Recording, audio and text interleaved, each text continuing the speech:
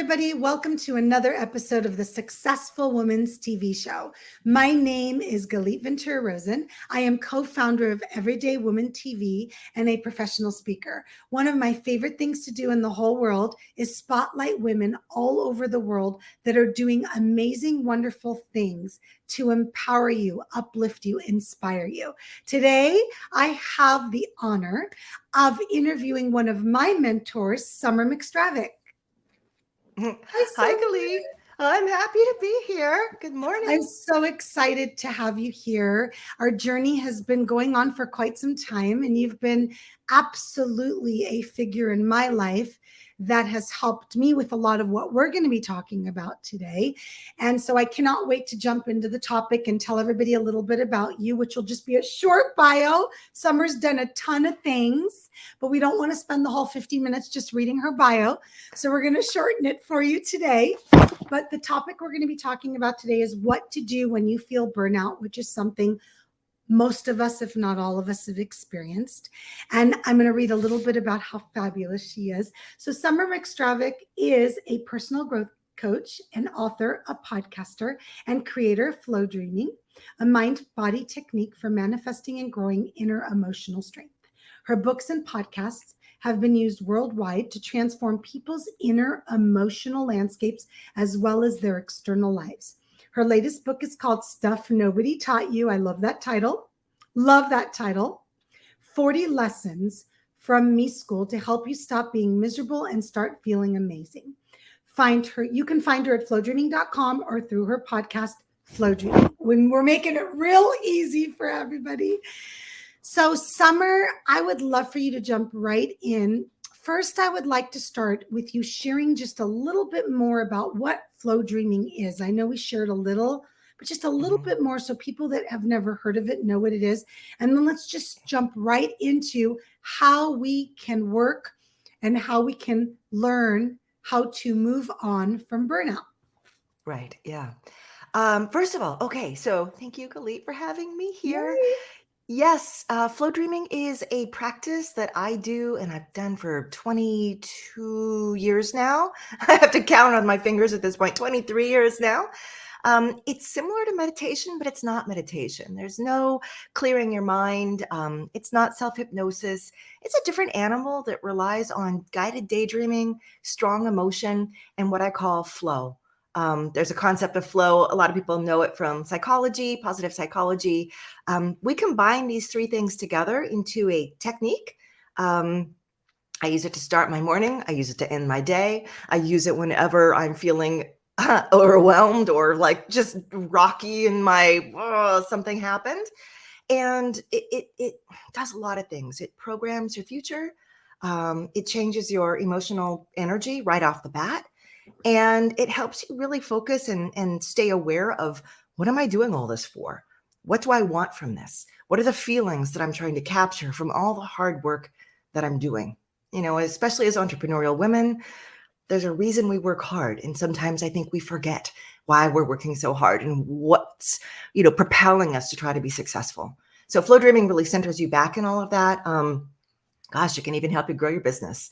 So that's it in a nutshell, but I could explain the whole technique at maybe another time. Yes. But people should definitely look it up. Yes. And from somebody that uses it very often, and I probably own about 40 now. These are actual recordings that Summer's done that you can take a look at. It'll explain it a little more. And what I love about flowdreaming.com is you can do this freebie where you get a small one, kind of get to experience this before you purchase them, and they're very reasonable. And the only reason I'm sharing that is because they've been a big part of my life. So things from anxiety to wanting to make more money in your business, to overcoming emotions in a relationship, to buying a big house. I mean, it's all over the place. Yeah. And I love that about them because I can kind of pick and choose what mood I'm in or what I want to focus on next. Yeah. And so it's just a quick way. And they're short. Guys, they're not long. I love that they're short. And the more you do them, it seems to me, or my experience has been, that I don't even need to be laying down anymore or sitting quietly. I've done them for so many years now, probably 7 or 8 years now that I've been with you, Summer, that I can listen to them while I'm driving now or putting on my makeup. At first, I Mm-hmm. did close my eyes and I really put myself there, but I've just used them so much now that I even enjoy them just listening while I'm doing something that's safe, but that I can focus and not close my eyes. So, Yeah. little insight. Go It ahead. that reminds me, I have a YouTube tutorial now Right? where a person can just go and they can listen to them, explain it all the way through. I So love look me that. up on YouTube and you'll find like a little 8-part mini series. Every one is like 6, 8 minutes long. It's not hard at all to do. But yeah, that would be a great resource. You know, another thing for people who aren't woo-woo, because some people are like, oh, meditation, I don't like to do Right. that. Um, I have another term for the concept. It's called emotional uh, reconditioning, basically. Meaning Yes. that for those of us who don't feel energetically, connected or spiritually connected in that sense, if you go into this process of emotional reconditioning, what you're actually doing is changing the emotions that are inside you, the balance of Mhm. them, which I think is really appropriate to kind of what we're So talking about appropriate. today, which is Yes. overwhelm and burnout. And you look at these emotions, you're like, how do I change these feelings inside me? Because I'm sitting at my desk and I'm not getting anything done, and I'm pulling myself to get things done and I just don't want to anymore. How do I change that? And I know a lot of people start with Google, and Google's like, take a deep breath. It's like, great, that's not going to do it, buddy. I mean, like, I am way past take a deep breath. So, flow dreaming becomes sort of like a core powerful technique to start to change that emotional makeup or mix that's inside yourself.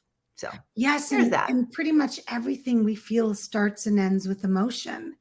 And Yes. I always say we love deeply, but we hurt deeply, those of us that love deeply. So Yeah. I love that you brought that up because I think the emotion part is so important. So let's Mhm. talk a little bit about burnout and what your Yeah. experience has been with your clients and Yeah. yourself, of course, because you're always so great and open about sharing your own experiences of what Mhm. has benefited you and what things and tools and methods Yeah. because I'm always willing to learn myself about burnout Yeah. because we all experience it at some time. Yeah. Um, there are so many people right now who are just regaining function, as I like to say. Um, the last few years for us have worn us down energetically, emotionally, even physically, so much that and a funny thing about burnout is you kind of keep getting adjusted to it. The higher the level it goes, the more you just kind of adjust to it Yeah. until you don't even realize that you're carrying a heavy, heavy burden of this. Just got to do it. Just got to hold it. I always say it's like, a person goes to the gym and they get really strong, and pretty soon they're lifting 100 pounds. They don't realize that they're constantly holding 100 pounds anymore because it's become normalized. So I work with a lot of really high achieving people, and sometimes they're really successful, and they've been holding this 100 pounds on them for so long, and they finally say, "I don't know why I'm having lower back problems." And I'm like, "Let me tell you. Do you know what I see when I look at you?" And even if they're not incredibly successful, it's still the urgency or the urge, or sometimes the inner sense of not necessarily guilt, but I should be performing at this level. I'm supposed to be. I have those expectations for myself. What's wrong with me that I'm not? All of that kind of plays in to this overwhelm that we start to feel. And one of the ways that I work with this, frankly, one is noticing when I'm starting to feel this way. I always say really successful people have often gotten there because they've worked really, really hard. That's something that's been instilled in us. Do the work, get it done, handle everything. And we tell ourselves, because I can handle everything, I should. So I'm going to be the mom, and I'm going to make, get the groceries, and I'm going to make dinner, and then I'm going to work for 12 hours. Then I'm going to put the kids to bed. Then I'm going to work for another 3 hours. Then I'm going to get up early. And then yes, but when you reach that level of success and you've been working that way for so long, you start to think that's the only way to do it. And I've had some interesting experiences in my life that's told me that you can work that way and you can get successful, but there will be a little payment at the end. And that is you're going to feel flat, exhausted, absolutely done with over your career, the one that you loved in the beginning, what happened? I don't want to do it anymore, right? I just can't do it. And that's going to ultimately be the payment. And a lot of us skid toward that and we realize, oh no, wait a minute. I don't want to feel that way. And I'm feeling that way. I don't know how to do it any different. Maybe I should do another career and work. And then we say, I don't even want to work like that. Now what? So for me, that's kind of like a definition of the way many of us have become very successful. And I say, look, when I was 43, I'll just let everybody know. Oops, sorry, I hit my microphone. When I was 43, I was diagnosed with stage 2 breast cancer. And it was obviously a shock because I felt like I was young and I had kids in grade school and I was working just over the top, building my own company and so on. And I realized, hey, I can't keep doing this, for the next year. I've got surgeries and chemo and radiation and everything. And I was really afraid if I pull back from this, is my company going to collapse? Is my family going to fall apart? What will happen if I don't just keep showing up the way I've learned how to show up for success? Yeah. And I set myself up. I said, look, I will work for 3 weeks and I'll take 1 week off. I'm going to work for 3 weeks, take 1 week off. And I did that for 5 months in a row. I had to go through all my chemo and radiation. So all the weeks that I was getting treatments, I did nothing. I absolutely did nothing. I laid in bed and I read books and I tried not to check in on my staff. But what I realized at the end of that experience, and by the way, I'm cancer-free now, so no worries. Yay. But I realized at the end of experience that the way I had trained myself to think I had to be successful was just some made up thing in my head. It was just something that had worked for me. Therefore, I thought it should always work and it's what worked for everybody. And there was no other way. And I realized, hey, wait a minute.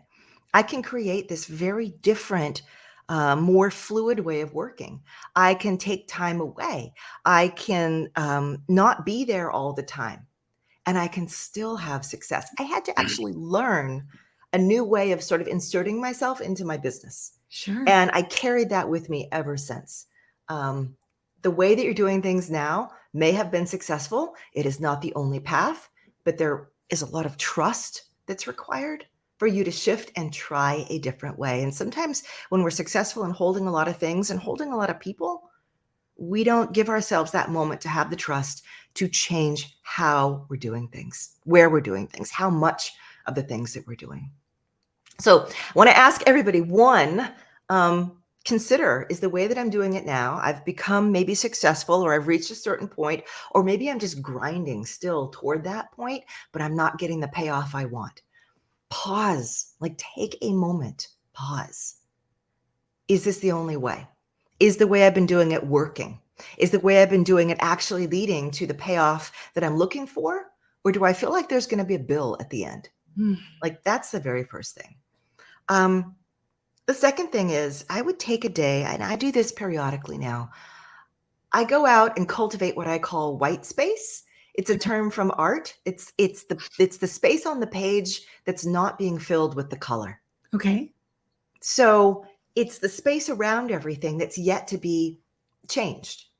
And when I say I'm looking for white space, what I'm saying is so often we're filling ourselves and our time with so much. Like there's no room for life, or I call it the universe or your higher power, to actually reach you and give you any information. Like you don't even make room for it. Yeah. You're busy from the second you wake up to the second you go to sleep. And then you say, I don't know where I'm going. I hope I'm going in the right direction. And you realize everything is just reliant on you and your own brain to figure it out. And I say, hey, take some time. Take 15 minutes, 30 minutes. I want you to go outside. I want you to leave your phone inside. All you can have with you is a pen and paper.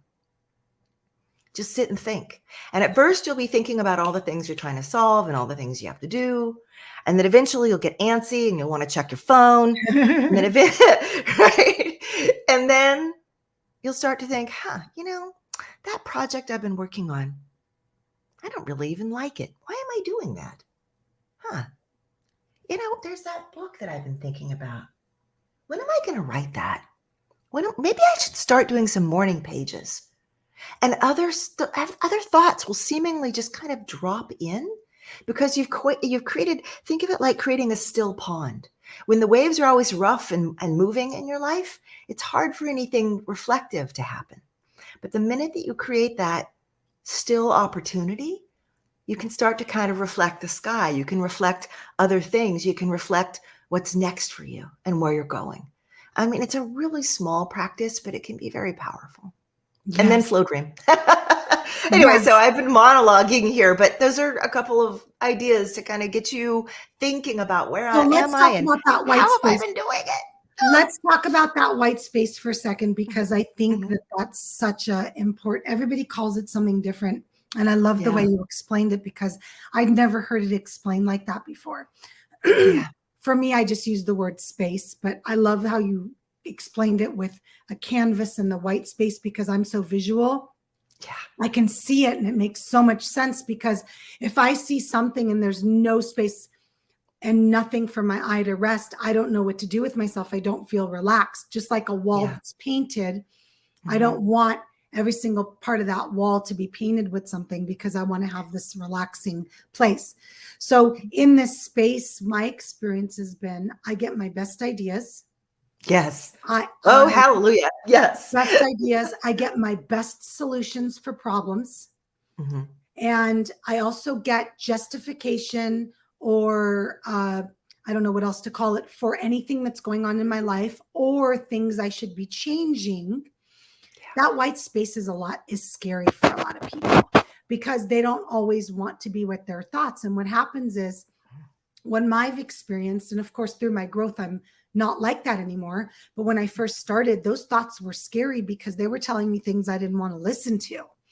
And so for those people that are just going to start with this white space, let's talk about how, just for a few minutes, how we can take those thoughts and deal with them. And then those people that have been doing it for a while, how can they take advantage of it? Because I think there's some great stuff that happens there. Yeah. First of all, if what you're feeling that comes up is a negative emotion, right? Because I work, part of my job is I work with that, I call it the language of emotions. Emotions are like crayons in a box. Every single color has a purpose. Even the yucky, dark, olivey blacks and grays, they have a purpose. So when you're in that state and you're just kind of letting yourself be, and a lot of us have experienced that when we're showering, drifting off, folding clothes, we're kind of in this funny little daydreaming space anyway, right? And stuff starts to lift, but after it lifts, it sort of comes in, right? All those best ideas come. But if instead what you're getting are negative emotions in there, what you're asking and what you're seeing is, I'm starting to understand why I'm doing some of the things I'm doing. Like, I'm seeing now why I can't get off this hamster wheel. I have to get this done. And so I'd say, okay, well, what are the emotions behind that? Like, why do you have to get this in? Why do you have to reach that income level? Why do you have to get 15 new clients? Why do you have to work till 8:00? And someone might say, well, if I don't, then I won't be able to build this. Like, and then what happens if you don't get to build it? Well, then I'll have to go back to my corporate job. What happens if you go off to the corporate job? Well, then my soul will absolutely die inside me, because I left that, and I would feel disappointment, deep, soulful disappointment in myself that I couldn't do it. I'd say, and then what would happen if you felt that? Right? What we're looking for is, we're looking for what is the emotion that's really ultimately deeply propelling us. Like, to go for the things and to do the things we're doing. The hamster wheel of activity is often a kind of stand-in that we use, as opposed, if as long as we're being that active, we're not having to look. But the minute we say, I'm really afraid that if I don't succeed, this is what's going to happen. This is how I'll feel. This is what will happen to my family. And then we start to realize something else. Gosh, all the work I'm doing is actually being propelled by a negative emotion. It's being propelled by what I call lack thinking. And I say, well, how do you think you're going to build something wildly successful and fabulous if the thing that's actually propelling you this whole time is fear? You're using fear constantly as a way to make yourself successful. I don't think your being wants to be propelled by fear. Yeah. right? That's not a way to create something that's sustainable. And it's not a way that, frankly, I think the universe will answer you with success. And that's why you often find the start, stop, the I almost get there, but then I don't get it. What happens if you get really successful and you're really, really happy and there's no more fear propelling you? You wouldn't know what to do at that point to maintain that success without the fear there kind of grinding you and pushing you. So that's like a whole, I call it a pattern in people. Mhm. Sometimes successful, burned out people, I say, we need to break the pattern of fear as your ultimate, goad to Mhm. moving forward. You need to Yeah. find another energy or emotion that you can tap into instead to create that success. What are some I of know we kind the of veered off there in a whole No, no, different we're good, we're good. direction, but For our last few minutes, what are some of the emotions that you have found that have worked for some of your clients to instead focus on instead of the fear? yeah. When you're in your white space or when you're flow dreaming, because flow Mhm. dreaming is, like I said, an active technique that you can use for this, Right. I'm asking you to focus not just on the basic emotions like gratitude. Mhm. Gratitude is wonderful. It's one of Uh-huh. the easiest ones as well, because it acknowledges that I've received something, that I was worthy and deserving of that thing, that I don't have to work more or be more to have that thing. Mhm. Really important, because so many of us overachievers, we're like, I have to work more and earn it in order to receive it. Gratitude says, maybe I've already received it. Maybe I've already worked hard for it. But then I Okay. would carry it to the next set of feelings, such as these things come to me with ease. That's another hard one for us often. They Mhm. come easily. These wonderful things fall in my lap. These opportunities are there for me. I have help from the universe. It's a 50-50 thing I'm doing here. I call it with physical and non-physical. But mostly the right things I'm aligned to. And when I'm aligned to them, they just drop in my lap. And that's allowed to happen. And it does happen. I see it happen for other people. It should happen for me. Oh, So letting yourself understand the sense of ease is a mhm. biggie, because we often don't trust it. We say, I don't get it unless I grind for it, unless Yeah. I push for it. Yeah. Like, well, if you believe that, Society instills that in us and makes it, I yeah, have if you to work believe that, hard, I have to work hard, I have to put in enough hours. It's the yeah. most amazing thing when you Mhm. finally embrace the fact that you don't have to work hard and that you recognize that when you change that pattern, you change that thought to, I like Yeah. to use the word smarter, work smarter, not harder, because Yeah. that's how I've been successful, is working smarter. People always ask me, how do you, how do you, how do you? And I always say, because they're looking for logical things, right, Yeah. Summer? They don't Uh-huh. understand always I just recognize I don't have to work hard. What do you mean? So then I'll share logical things, but Yeah. smarter people understand that word. When I say I work smarter, not harder, their brain Mhm. understands it. It wraps it around in a logical way instead of like an energetic or spiritual thing. Yeah. Mhm. That's Yeah, what I found. 100%. Yeah, I found that. 100%. Yeah. Yeah, that So, that feeling of ease is just so crucial to start to yes. cultivate. And I Yeah. say it every day. I want this to be easy. I Yes. want this to feel effortless. I And what love I'm that. doing then is I'm telling life, this is what I expect and I want from you. And then my own interactions follow that, because Yes. I believe it should be that way. Yeah. And I like to say we create this sort of feedback loop. I expect it to be easy and effortless.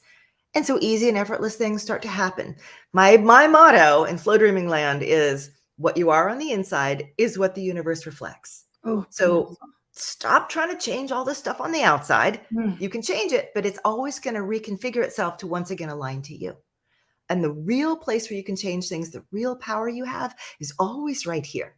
I always say, look, everybody can learn all the ways to grow a business, to be successful. It's in books. You can take Yes. classes on it. If it Yes. was so easy and all the information is there, everyone would be crazy successful. I say, Right. but the problem is, yeah, the information is there, but it's up to each of us as individuals to be able to utilize that information. Right.